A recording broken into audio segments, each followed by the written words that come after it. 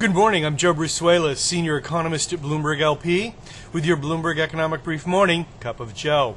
Okay, we've got earnings in the economy in focus today. Throughout the day, we're going to see earnings from GM, Kraft Foods, and AIG, just to name a few, but that's really going to be the background. The important thing is what's going to go on over in Europe this morning. At 7:45, we're going to get the ECB rate decision, and then at 8:45, we're going to get Mario Draghi's press conference. During that time, we're going to see the U.S. jobless claims at 8:30, followed by the Bloomberg Consumer Comfort Index at 9:45, and the ISM non-manufacturing survey at 10 a.m. And again, throughout the day, we're going to see ICSE's chain store sales. Okay, so on the ECB.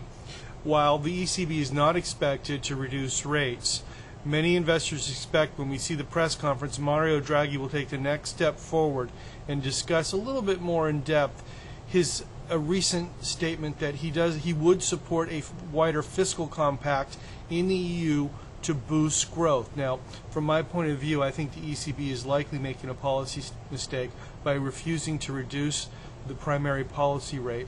They're probably going to get there, but the fact of the matter is, with purchasing managers indexes contracting throughout the Eurozone and even German unemployment rising, conditions are ripe for further accommodative steps from the ECB to support overall growth, and of course the escalation of problems in Spain will likely result in a bailout of the Spanish government and perhaps even a restructuring of Spanish debt.